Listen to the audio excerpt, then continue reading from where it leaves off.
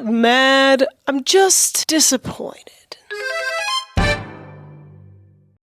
As most of you watching this probably already know, I run a channel here on YouTube called The Brush with Becca, where I talk about strange and unusual paints, colors, and moments in art history. As part of that, I often make my own oil paints, because a lot of the pigments that used to be used as paints in the far past are now so incredibly rare, toxic, deadly, radioactive, or just plain hard to find that you don't really see them around anymore. I find those pigments and make them into paints so that people watching can get a good idea of what they used to look like in a visual sense, because we don't paint with those colors and those pigments anymore. They're functionally extinct, for the most part. In making those paints, I use this guy. Whoa, no need to blur it, guys. It's literally just a paint muller. It's just a paint muller, guys. So at this point in the video, you're probably asking yourself, what the heck is a paint muller? Why do so many people think that it's a object of dubious origin? Well, it's a tool to make paint. I really don't know what you guys were expecting me to say here. They come in a couple of different designs, but most of them, like mine, are made entirely out of glass. They have a smooth external surface with a handle that's easy to grip, and a flat circular bottom that's made of frosted glass,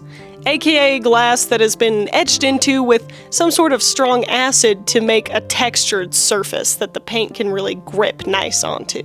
And this bottom section of the paint muller is the really important part. That's because in order to properly make paint, you need to be able to evenly disperse the binder, in my case oil, throughout the pigment, completely covering all of the little particulates that make up a paint pigment and make it a consistent, even texture. The frosted surface of the paint muller combined with the glass paint slab, that's also frosted, act kind of like a fine grit sandpaper. One that's rough enough to break down the pigment without being so rough that it wears down the glass itself in the process and kind of corrupts the paint. Glass is also a non-porous material, which means that although the paint can get stuck in the frosted surface while you're mulling it, it's super easy to just scrape off. Essentially, when you're making paint, you're mixing fancy rock dirt and oil between two rocks until it becomes fancy mud. And it's pretty much been that way for the past 100,000 years. Just look at the Lascaux caves, the Sulawesi pig in Indonesia, paintings done by Neanderthals in Ardales, Spain over 60,000 years ago, or heck, the many colors of ochre found in Terra Amata in France that date back to over 380,000 years ago, made by Homo heidelbergensis. These paints and pigments were probably used in much the same way, by smashing them between rocks and mixing them with liquid of some kind, whether that be animal fats or water. In that way, paint literally predates our own species, Homo sapiens, and thus predates the origin of humanity as we now exist. And yeah, it's pretty crazy that making paint has stayed essentially the same since then, even in mass production. So, why doesn't anybody know what a paint muller looks like exactly? I mean, besides the obvious point that we're not going to say here for reasons. You get it.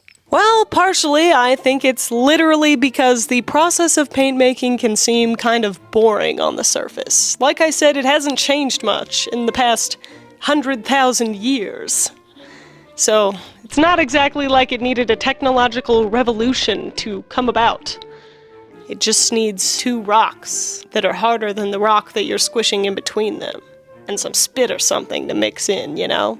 The process of making paint is pretty dang simple, and frankly, it's not super glamorous. Maybe because it's so simple, it's not really talked about very much. Actually, it was really hard to find any visuals to even put in this video, because people really don't like to illustrate other people making the stuff to make the illustrations of people, you know? Funny how art works that way. Now, I'm not mad or, heck, even that disappointed that hundreds of people have commented on my channel, assuming that this is something completely different than what it is. Except for a few of you, who should honestly be ashamed and probably shouldn't be watching this channel. You should probably go touch some grass and get some help. Because, my gosh, this is an art history channel. Please, contain yourselves.